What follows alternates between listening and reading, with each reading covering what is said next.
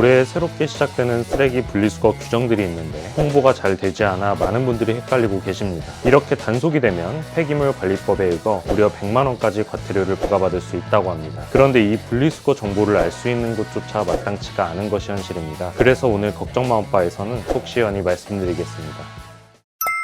시니어 정보의 모든 것, 걱정마음바 둘째 아들입니다. 우리가 생활을 하다 보면 이것저것 물건들을 많이 소비하게 되는데요. 이때 물건을 소비하게 되면 꼭 나오는 것이 바로 쓰레기입니다. 현재 우리나라에서는 쓰레기 분리수거 제도를 시행 중이기 때문에 분리수거 방법에 맞추어 쓰레기를 버리지 않는다면 과태료를 부과받게 됩니다. 그런데 이 쓰레기 분리수거 방법이 매년 바뀌고 복잡해서 제대로 지키기가 참 어렵다는 반응이 많습니다. 그래도 과태료는 부과가 되기 때문에 개개인들이 평소 분리수거 규정을 잘 파악하고 버리시는 수밖에 없습니다. 그런데 이 분리수거 정보를 알 수 있는 곳조차 마땅치가 않은 것이 현실입니다. 그래서 오늘 걱정마음바에서는 새롭게 변경된 분리수거 방법이 무엇인지, 어떻게 분리수거를 해야 맞는 것인지 속 시원히 말씀드리겠습니다. 시작 전에 구독, 좋아요 꼭 부탁드립니다. 오늘의 걱정마음바 지금 시작합니다.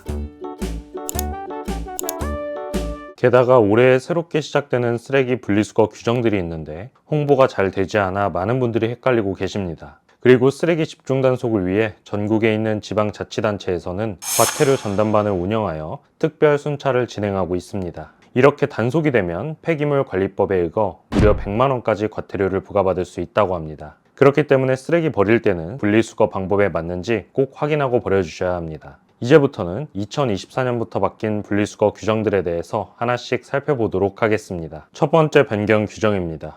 재질이 종이더라도 이게 다 같은 종이가 아니라는 사실 알고 계셨나요? 우리가 길을 걷다 흔히 받게 되는 전단지나 업무상 만나서 교환한 명함은 분명히 종이 소재로 만들어졌다고 생각해서 종이류로 배출하시는 경우가 많습니다. 그러나 명함이나 전단지의 경우 겉면이 코팅된 종이기 때문에 종이류로 분리 배출하시면 안 됩니다. 오염된 종이도 마찬가지입니다. 음식물, 세제, 기름으로 오염이 됐다면 일반 쓰레기로 버려주셔야 합니다. 깨끗하고 표면 처리가 안 되어 있는 종이만 종이류로 배출하셔야 합니다. 박스 또한 종이류로 버려주시면 되는데요. 다만 이 경우에는 박스에 부착된 테이프나 택배 송장은 꼭 제거하고 버리셔야 한다는 점 기억해 주세요. 두 번째 규정입니다. 이번엔 종이팩입니다. 똑같아 보이는 종이팩에도 종류가 있다는 사실 알고 계셨나요? 종이팩도 이제는 구분을 해주셔야 합니다. 두 가지로 나눌 수 있는데요. 바로 일반 팩과 멸균 팩입니다. 일반 팩은 우유처럼 저온으로 유통되는 살균 제품을 담는 데 사용되어 윗부분에 지붕이 있는 형태입니다.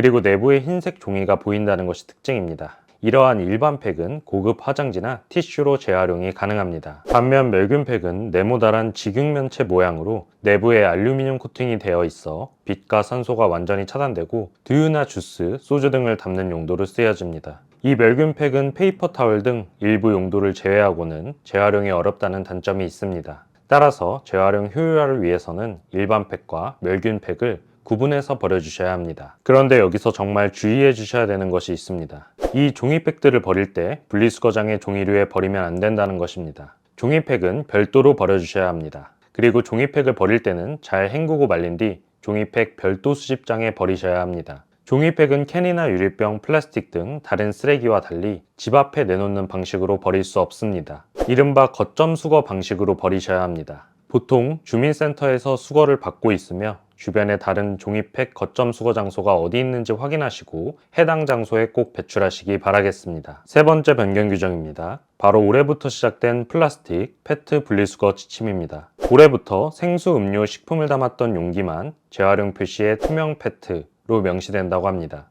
현재는 세제나 샴푸같이 화학 제품을 담은 페트병도 생수병과 동일하게 투명 페트로 표시하고 있습니다. 제품에 찍힌 분리배출 표시 도안이 무색 페트로 동일하기 때문에 사실상 동일하게 취급해서 버리시는 분들이 많으셨을 겁니다. 하지만 올해부터는 투명 페트로 따로 표기가 되기 때문에 이제부터 무색 투명한 생수, 음료병 등은 일반 플라스틱 페트와 구분해서 버리셔야 합니다. 구강 세정제나 손 세정제, 세제, 샴푸, 워셔액 등 식용이 아닌 화학 제품을 담은 병을 투명 페트병으로 함께 배출하는 경우 선별장에서 걸러내져 재활용이 되지 않는 경우가 대부분입니다. 따라서 올해부터 생수, 음료, 식품을 담은 용기만 투명 페트 분리배출 대상으로 제한된다고 하니 이 점 꼭 주의해 주셔야 합니다. 헷갈리신다면 먹을 수 있는 것들이 담겨져 있던 페트병들은 투명 페트, 먹지 못하는 것들을 담았던 용기들은 플라스틱 재활용이라고 기억해 주시면 되겠습니다. 이렇게 오늘은 2024년부터 바뀌는 분리수거 규정에 대해서 알아봤습니다. 분리수거 규정 위반 시 최대 100만원까지 과태료가 부과됩니다.